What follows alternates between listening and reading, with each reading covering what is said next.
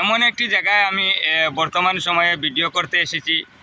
স্থানীয় সমাজসেবী বিমলচন্দ্র দের ডাকে সাড়া দিয়ে যেখানে বদরপুর শিলচর জাতীয় 37 নং জাতীয় সড়ক, সেই জায়গাতে আমি উপস্থিত হয়েছি। প্রতিদিন সেখানে সড়ক দুর্ঘটনাস্থল কালীনগর সরোজনী হসপিটাল এবং কালীনগর ডিপি অফিসের এই মিডিলস্থলে মধ্যখানে সেখানে বর্তমানে পুকুর সমতুল্য গর্ত আছে।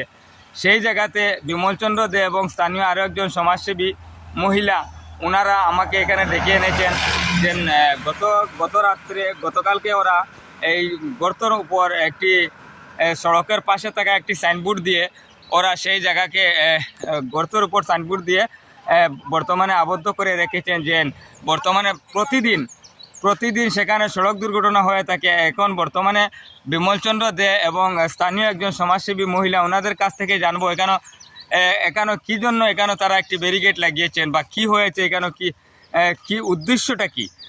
দাদা, আপনি যেহেতু আমাকে এখানে ডেকে এনেছেন, এখানে কি জন্য আপনারা ব্যারিকেড লাগিয়ে বর্তমান সময়ে দেখা গেছে 37 নং জাতীয় সড়ক শিলচর বদরপুর, সেখানে কি জন্য একটি গর্ত আছে দেখা যায়, কিন্তু সেই গর্তের মধ্যে একটি শুধু এখানে এই ধরনের প্রশ্ন নয়, অনেক জায়গাতে অনেক গর্ত আছে যে ধরনের কোনো তোমার ডিপার্টমেন্টে কোনো ধরনের কাজ করেন না। আর ওই যে গর্ত দেখো, ডিপ আছে 1 foot, deep 1 foot by 3 foot, দূর থেকে কোনো গাড়ি দেখতে পারে না। ডেইলি 2-3টা অ্যাক্সিডেন্ট হইতেছে, বাইক অ্যাক্সিডেন্ট হইতেছে, অনেক গাড়ির অনেক ক্ষতি হইতেছে। আমি একজন সমাজসেবী হিসাবে আমার কর্তব্য হইল, আমার মেইন উদ্দেশ্য হইল আমার লাইফ সিকিউরিটি। আমার প্রায়োরিটি হইল মানুষ বাঁচানো, আমার প্রায়োরিটি হইল মানুষের যাতে সুরক্ষা ভালো থাকে, ওটাই। হ্যাঁ, আমার প্রায়োরিটি হইল মানুষের সুরক্ষা, যার লাগিয়ে আমরা এটারে সেফ এরিয়া করিয়ে রাখছি যাতে আর দ্বিতীয় কোনো দুর্ঘটনা ঘটে না। এই ধরনের অনেক স্পট আছে যেটার কোনো ধরনের রিপেয়ারিং কাজ পর্যন্ত অন্য ডিপার্টমেন্টে এটার কোনো রেসপন্স নেন না। আচ্ছা, মোদী সরকারের প্রতি আমি দেখতে ভাই আর বর্তমান বিশ্বাস আছে, তাই এটা যদি লোকাল আমার এমপি তাকিয়ে তখন আর এমএলএ তাকিয়ে তখন জেসেও তাকিয়ে তখন বিজেপির সরকারের প্রতি আমার একটা আশা আছে যে এটার শীঘ্রই এটা মেরামত করা। আচ্ছা দাদা, একটা জিনিস, বর্তমানে আমি 5 গ্রাম থেকে আমরা খাটাখাল সাইটাবরা নতুনপুর পর্যন্ত দেখা যায় এইভাবে সড়ক গর্ত পরিণত, মানে এটা কেমন দিন থেকে এই মানে ফেস করে এইটা, মানে এই বৃষ্টির সিজনের পর থেকে এটাই, কিন্তু আজকে থেকে 6 মাস পর মধ্যে কোনো ধরনের রিপেয়ারিং কাজ হয়েছে। আচ্ছা, বর্তমানে যেখানে আপনারা একটা ব্যারিকেড লাগাইছেন এই গর্তের উপর, এটা কবে লাগানো হয়েছে? আমি তোমার একটাই কথা কইছি যে আমার সব থেকে লাইফ মানুষের জীবন বাঁচানোটাই আমার ফার্স্ট প্রায়োরিটি। যেখানে দেখা যায় যে ডেইলি প্রতিদিন কি কেন কি সড়ক দুর্ঘটনা ডেইলি ছোট 2 চাকা আর 4 চাকার বাহন প্রতিদিন সড়ক দুর্ঘটনা। যদি সরকার যদি তদন্ত করে হসপিটাল গিয়ে রেকর্ড দেখতে পারে, পার ডে 500টা আসিও পার ডে 500টা অ্যাক্সিডেন্ট, স্যার পার ডে। কালকে রাত্রেই 3টা হইছে, মানে ওই গর্তে পড়িয়ে সড়ক দুর্ঘটনা 14 তারিখ রাত্রেবেলা 1 নাগাড়ে 3টা অ্যাক্সিডেন্ট। এটার আপনারা এই ব্যারিকেডটা মানে স্থানীয়রা আপনারা মানে সমাজসেবী হিসাবে আপনারা রাত্রেই লাগাইছো? মানুষের লাইফের সিকিউরিটি লাগি আমরা এটারে মানে স্পট ডিরেকশন দিয়া দিই। এখন আপনারা কিতা হইতে চাইবা?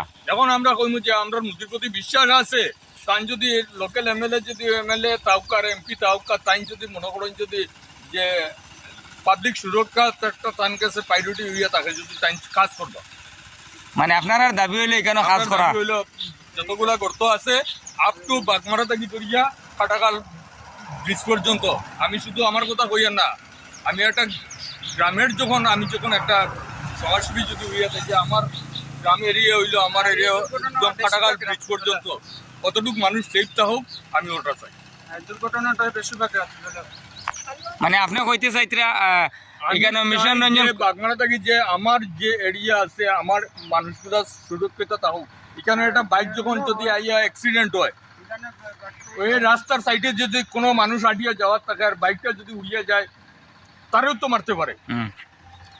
আচ্ছা ঠিক আছে, স্থানীয় এক সমাজসেবী মিশন রঞ্জন কর ও স্থানীয় সমাজসেবী আমার কাকি মহিলা, ওনাদের কাছ থেকে কিছু শান্তি ওনাদের কাছ থেকে কিছু জানবো, ওনারা কি বলেন এই রাস্তার গর্তের বিষয় নিয়ে।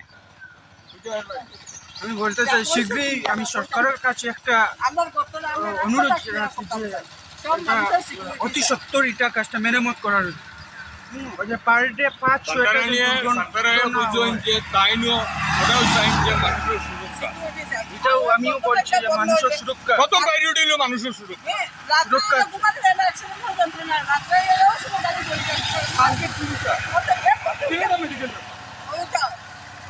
মেডিকেল রেফার মেডিকেল রেফার রাত্রে হইলে তখন ঘুমাই যায় গেছে যখন সময় বাইক করি একটা মানুষ অ্যাক্সিডেন্ট হওয়ার পরে গলা ঘুমানি করে যায় ঘুমাইতে পারেনি ও বুঝান কুড়ি দিয়া যাও আমার ওঠ না মানে আপনি কইতে স্যার মানে এই কারণে দুর্ঘটনার কারণে আপনারা সড়কে মানে সড়ক দুর্ঘটনার কারণে আপনারা ঘরে ঘুমাইতেও পারবেন না মানে সবসময় চিল্লা চিৎকার শুনিয়ে আপনারা বাধ্য হয়ে এখানে আইতে হয় মানুষের আমি আমার ছেলে এইটা না কত ছেলে যে কত নমুনা অ্যাক্সিডেন্ট হল এটা জিনিসটা কালকে কইলাম তিনটা অ্যাক্সিডেন্ট রেফার পরশুদিন এর আগের দিন সাইটটা একবারে সত্যি দিয়ে আমাদের বেরিয়ে গেছে মানে আমরা মা ফুয়ায় রাত্রে আইয়াও না মা আর ফুয়ায় দুইটা রাত্রে আইয়াও না কুদাল দিয়ে আইয়াও না কুদাল দিয়ে ওই মাটি গাছ কাটিছি গাছ কাটি ডালে তো খাটাই আনি আমি তো মাপ দিয়ে দিলাম আর কি কত